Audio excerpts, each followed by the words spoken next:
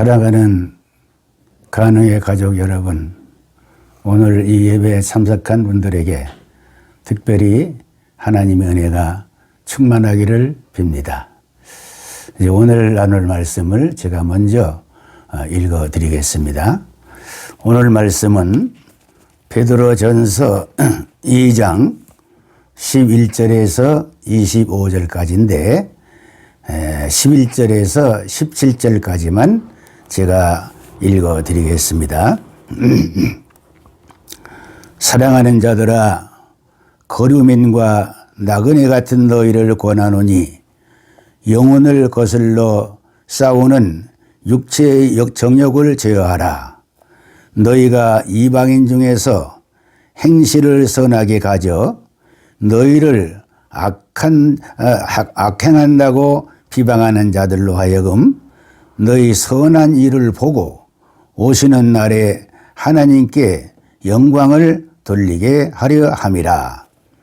인간의 모든 제도를 주를 위하여 순종하되 혹은 위에 있는 왕이나 혹은 그가 악행하는 자를 징벌하고 선행하는 자를 포상하기 위하여 보낸 총독에게 하라. 곧 선행으로 어리석은 사람들의 무식한 말을 막으시는 것이라. 너희는 자유가 있으나 그 자유로 악을 가리는 데 쓰지 말고 오직 하나님의 종과 같이 하라. 무사람을 공경하며 형제를 사랑하며 하나님을 두려워하며 왕을 존대하라. 아멘. 기도드리겠습니다. 하나님 아버지, 오늘도 저희들을 사랑하셔서 이 첫 시간에 주님 앞에 나와서 예배하게 하심을 감사합니다. 이 비대면 예배에 참여한 모든 성도들뿐 아니라 우리 간흥의 가족들 모두에게 이 새벽에 신령한 은혜를 내려 주옵소서. 이 말씀을 통해서 깨달음 주옵소서. 성령께서 함께해 주실 줄을 믿사오며 예수님의 이름으로 기도하옵나이다. 아멘. 오늘 저는 이 말씀에서 베드로의 권면의 말씀을 생각해 보고자 합니다. 그가 우리에게 권면하는 말씀이 무엇인가 생각해 보겠어요. 우리 성도들은 예수 그리스도로 말미암아서 신분과 그 소속이 완전히 달라진 사람들입니다. 우리의 신분은 하나님 아버지의 아들의 신분입니다. 과거에는 사단의 마귀의 아들이었지만은 이제는 하나님의 아들이에요. 또 우리의 소속은 세상이 아니고 하나님 나라입니다. 하나님 나라예요. 그러므로 우리 성도들은 하늘의 시민권을 가진 사람들이요. 하늘의 시민권을 가진 사람들이고 하나님 나라의 백성이고 또 그 나라를 앞으로 상속받을 하나님의 자녀들입니다. 그렇다면 우리 성도들이 이 땅에 있는 동안에 어떻게 살아야 하나? 그 어떻게 살아야 하나 하는 그 사실, 즉 하늘나라 시민권자인 우리가 어떤 모습으로 살아야 하는가 하는 문제, 이 모습을, 그 삶의 모습을, 그 원리를 여기 베드로가 권하는 말씀에서 생각해 보겠습니다. 본문에 보면은 두 가지 부분으로 나누고 있어요. 11절에서 17절까지는 일반 성도들에게 주시는 권면의 말씀입니다. 즉 우리들에게 주는 말씀이죠. 또 18절에서 25절까지는 사환들, 즉 노예들이죠. 이 특별한 신분자들이죠. 이들에게 권면하는 말씀입니다. 먼저 우리에게 주시는 권면의 말씀이 뭐냐? 제일 첫 번째 권면이 뭐냐 하면은 여기 본문에 보면은 육체의 정욕을 제어하라 그랬어요. 이 마지막 때 육체의 정욕을 제어하라. 11절에 이렇게 말씀했죠. 사랑하는 자들아, 거류민과 나그네 같은 너희를 권하노니 영혼을 거슬러 싸우는 육체의 정욕을 제어하라. 그렇게 말씀했어요. 육체의 정욕을 제어하라. 특히 여기 보면은 거류민과 나그네 같은 너희를 권한다 그랬습니다. 거류민과 나그네 같은 너희를, 즉 외국인과 나그네 같은 자라는 것이죠. 그럼 거류민과 나그네가 뭐요? 이거는 국적도 없고 또 집도 없이 떠돌아다니는 그러한 과객에 불과한 것이죠. 그런 말이죠. 그래서 세상의 신분은 이와 같다는 것이죠. 그런 우리에게 제일 먼저 권면하기를 뭐라고 했습니까? 육체의 정욕을 제어하라.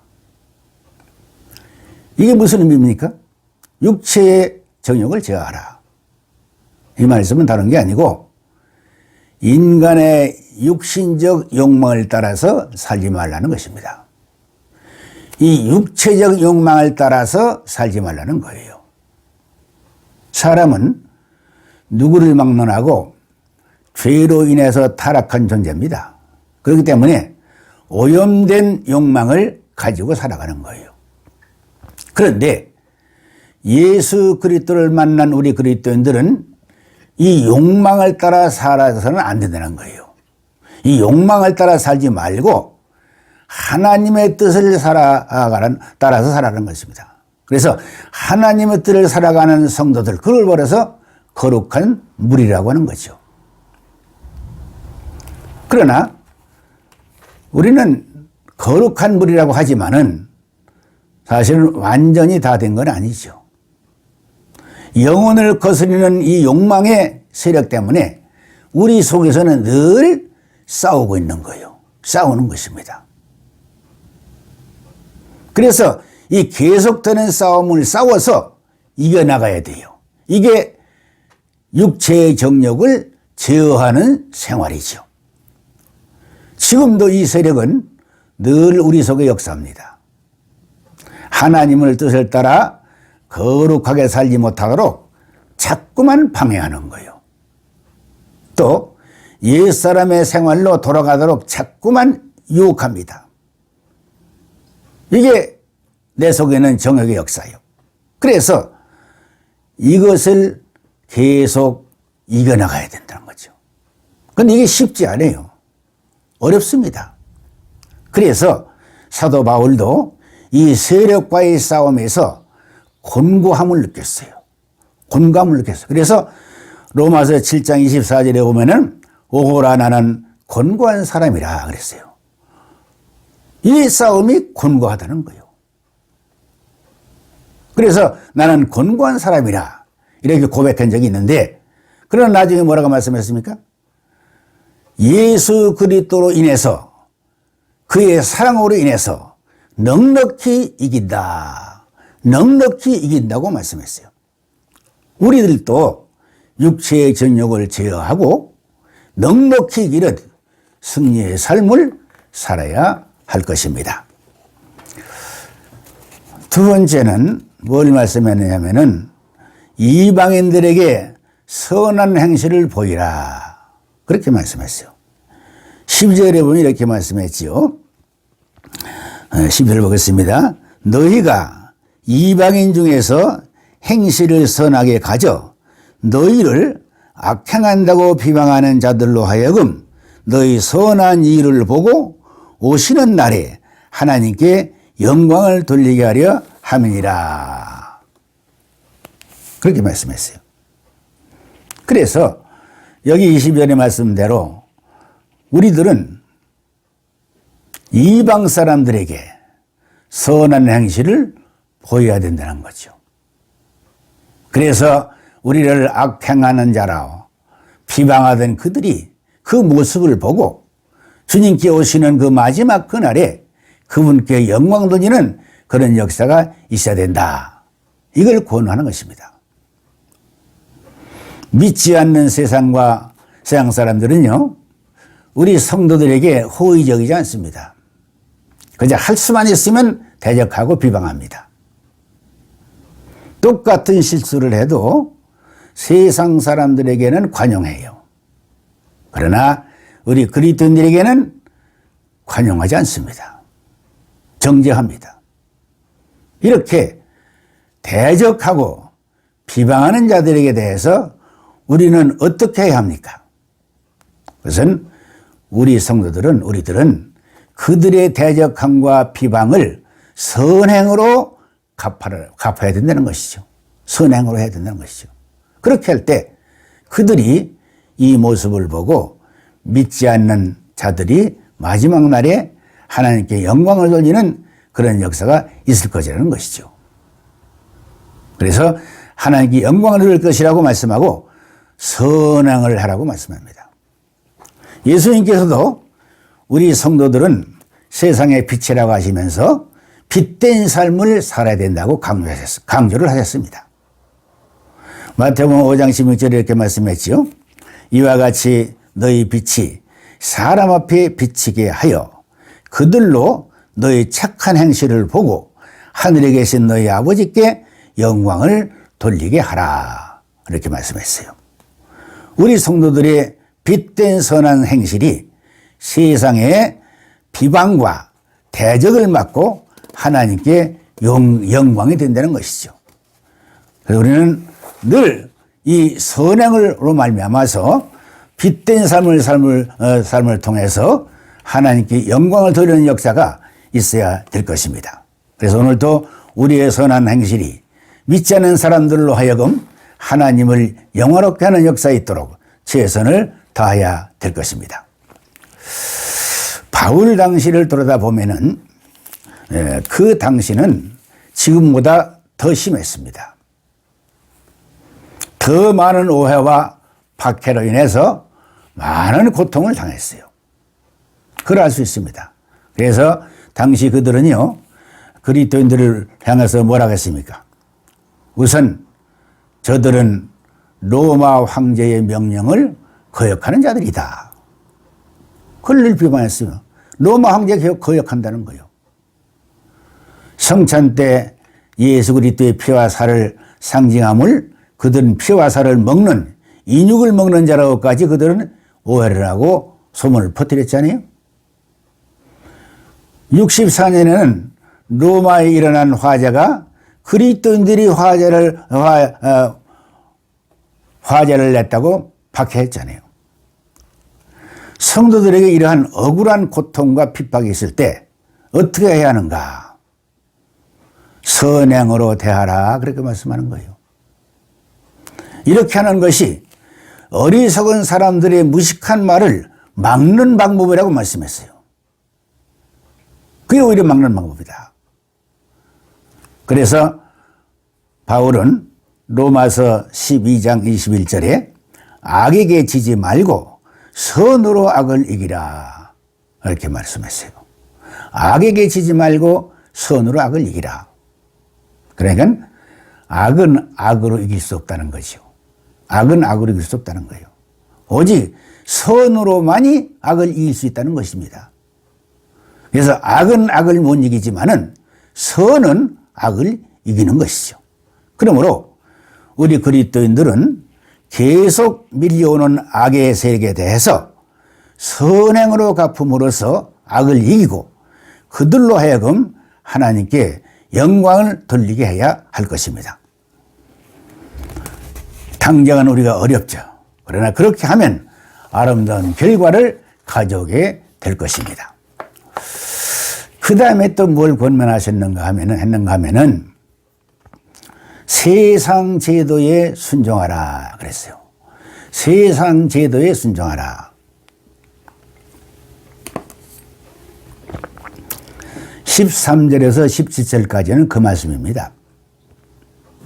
인간의 모든 제도를 주를 위해서 순종하되 혹은 왕 위에 있는 왕이나 혹은 그가 악행하는 자를 징벌하고 선행한 자를 포상하기 위하여 보낸 총독에게 하라 그랬어요. 왜 우리가 세상 제도에 순종해야 되느냐? 주를 위해서 순종하라는 말씀했어요. 주를 위해서라는 겁니다. 또 세상 제도를 무조건 배척하는 자들로 인정받지 말라는 것입니다. 우리 그리스도인들이 오해받는 것 중에 하나가 뭐냐면은 그리스도인들은 무조건하고 세상 제도를 배척하는 자들로 인정하는 수가 많습니다. 그거 조심해야 되는 것이죠. 그래서 악한 자 징벌하고 선행자 표상하는 지도자에게 순종하라고 했고, 또 삶에 유익한 모든 제도 모두 잘 따라 주어야 마땅하다는 겁니다. 삶에 유익한 모든 제도 따라줘야 된다는 것이죠. 그래서 17절 말씀에 결론을 하고 있습니다. 무사람을 공경하고 형제를 사랑하고 하나님을 두려워하며 왕을 존대하라. 이게 세상 제도에 순종하는 사람들의 삶의 모습이죠. 내용이죠. 무사람을 공경하고 형제를 사랑하고 하나님을 두려워하고 왕을 존대하라. 이렇게 하는 것이 하나님을 위하여 순종하는 삶인 것입니다. 그래서 우리는 무조건 세상을 배척하는 것이 아니고 무조건 세상 제도를 우리가 무시하는 게 아니고 합당하게 주를 위해서 순종하는 그 삶이 기독교의 지혜로운 삶임을 여기서 우리는 알 수가 있습니다. 그 다음에 크게 두 번째는 사환들에 대한 권면이 있죠. 18절에서 25절까지입니다. 이건 사회 노예를 말합니다. 사환, 노예를 말하는 거예요. 지금까지는 일반 우리 그리스도인들에게 주는 권면을 생각해 봤어요. 육체의 정욕을 제어하고 이방인에게 선앙을 보이고 그리고 세상 제도에 순종하라. 이렇게 생각했어요. 여기까지 말씀드리는데 이제는 사환들 즉 노예들에 대한 권면을 생각해 보겠습니다. 노예들에 대한 권면은 여기 보면 노예된 자들은 그 주인에게 순종하라고 말씀하고 있습니다. 주인에게 순종하라. 순종하되 어떻게 해야 되느냐? 까다로운 주인에게도 순종하라. 부당한 고난을 당해도 순종하라. 그렇게 권면하고 있습니다. 사실 좋은 주인에게 순종하기는 어렵지 않지요. 그런데 까다로운 주인에게 순종하기는 어렵습니다. 그래도 그렇게 하라는 겁니다. 또 부당한 고난을 당할 때 순종한다는 건 어렵지요. 그래도 그렇게 하라는 거예요. 그래서 노예된 자는 그 주인이 어떤 유형의 주인이든 무조건 순종해야 된다 하는 것을 여기 말씀하는 거예요. 그런데 이 권면에서 우리에게 중요한 것을 가르치고 있습니다. 그게 뭐냐?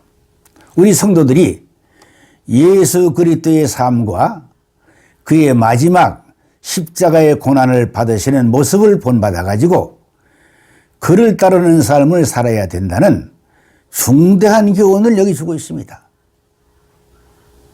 마치 노예가 까다로운 주인에게나 고통 주는 주인에게나 순종한 것처럼 우리 주님께서 이미 순종의 모습을 마지막 십자가에서 보여주셨다는 겁니다. 그러므로 우리도 그 주님의 삶을 본받아서 따라가라는 거예요. 이런 교훈이 여기 있는 겁니다. 그래서 예수 그리스도는 범죄치 않으시고 그 입에 거짓도 없으시고 욕을 당해도 맞다야 욕하지 아니하시고 고난을 당하되 위협하지 아니하시고 우리를 위해서 십자가의 고난을 받으심을 그 받으심으로써 우리에게 본을 보여주신 것이죠. 그래서 우리로 하여금 그 자체를 따라오게 하려 하심이라 이렇게 말씀하고 있습니다. 그러므로 우리가 부름받은 것은 그러한 주님을 따라가기 위해서 부름받았다 그렇게 말씀하고 있습니다. 그래서 우리는 십자가의 구원의 은혜를 생각하며 그 은혜로 주신 주님의 그 뒤를 그 발자취를 따라가야 한다는 것입니다. 그것이 우리가 반드시 가야 하는 복된 길이라는 사실입니다. 우린 이 노예제도에서 주님이 보여주신 그 십자가의 마지막 그 참으시고 그 길을 자청해서 우리 위해서 가신 그 길을 우리들도 따라서 가야 된다 하는 것을 이 말씀에서 배울 수가 있습니다. 그래서 우리는 그 은혜를 감사하면서 주님이 가신 그 길을 따라가는 그런 삶의 모습을 보여야 될 것입니다. 말씀을 맺겠습니다. 오늘 또 이 세상을 살아가는 나그네 같은 우리에게 주시는 이 말씀을 간직해야 되겠습니다. 계속해서 일어나는 육체의 정욕을 제어하는 삶을 살아야 합니다.